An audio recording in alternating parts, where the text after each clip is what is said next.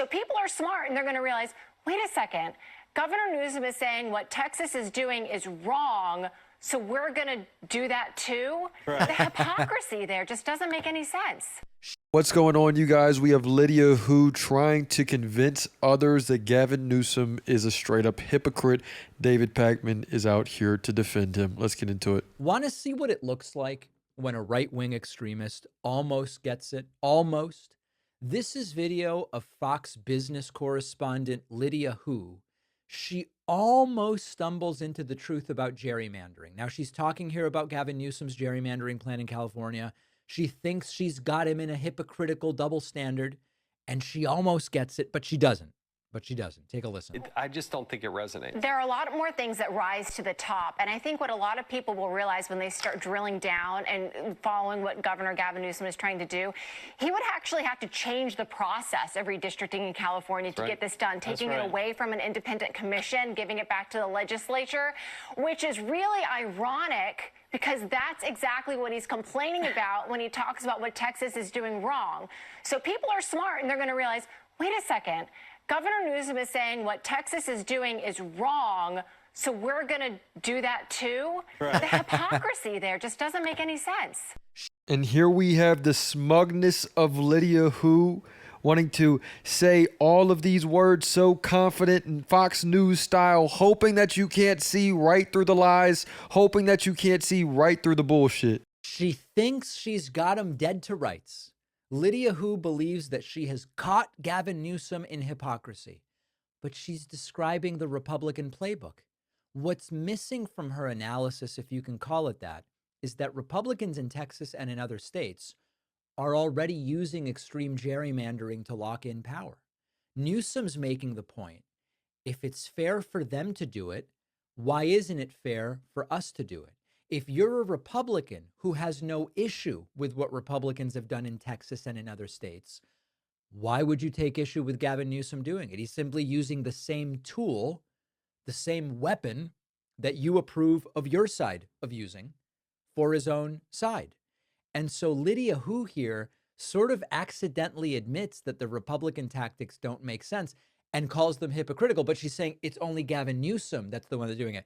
They are just as hypocritical by criticizing Newsom for doing that which they have already done. The difference is Newsom and me and others, we would ban all gerrymandering right now if it was up to us. We would ban all partisan redistricting today, take it off the table. And David Pakman is hitting it right on the head.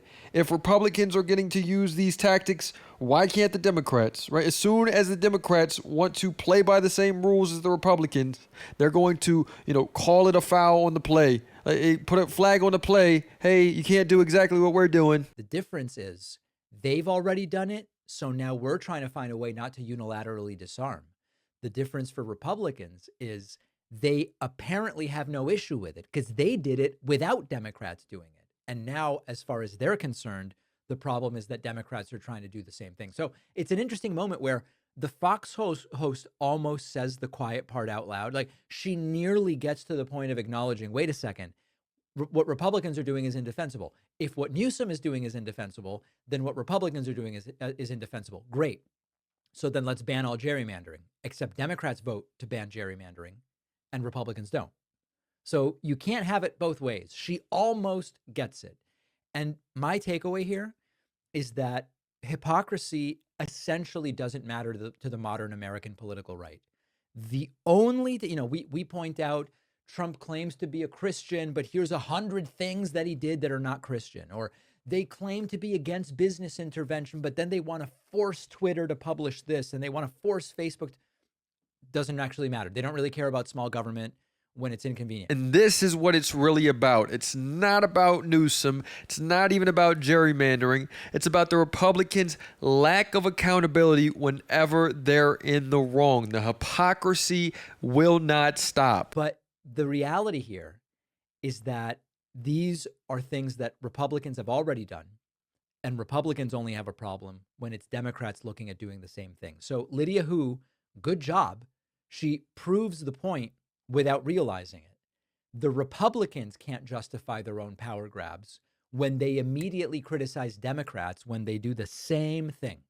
There we Let me know have what it, you you guys. My commentary on it is that, we're seeing textbook examples of how the right-wing media, they're just full on wanting people to buy into this illusion that they're not the problem, that they're the ones that are always doing the right thing, that it's all Democrats' fault, that this country would be a lot better if we all just listen to one side, if we all listen to conservatives, and if we all bow down to Trump. We can't even, the liberals, the left is eating themselves. The fact that they have different beliefs, the fact that sometimes they may, have different ways of being, that's funny. They can't even get together. They can't even do this and that. But the fact that, we run a cult, the fact that we all believe in the same bullshit, that's good for us. That's amazing for us. We want all of this to just work itself out. And we don't really care if anyone is going to call us out. We're just going to deny.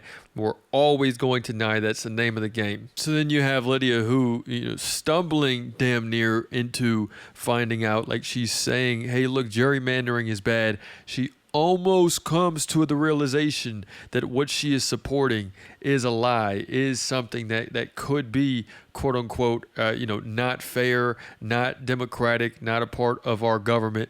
As soon as she starts to get on that trail, her mind instantly goes to, oh, well, Newsom's doing it, to whataboutism. That's exactly the game. That's the roles. That's the games that people play constantly over and over again. And that's why what David Pakman says, it hits so hard, because he's saying, look, we can see eye to eye. I agree with you, right? I don't want this to be here anyway. I don't want this to be here either. I think that it's a dirty tactic as well that could be infringing on democracy, right? But Republicans have never voted against it.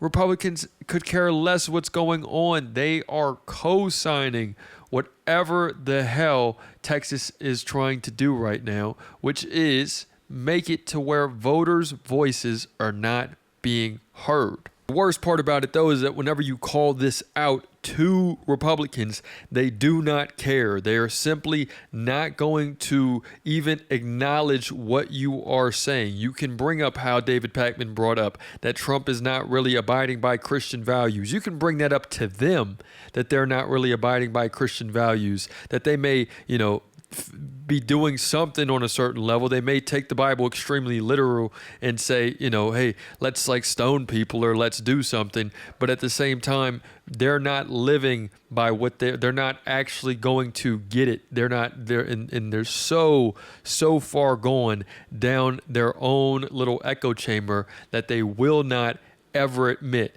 that they are the ones that are causing the issues. Let me know what you guys think in the comments. It's another day in the progressive way.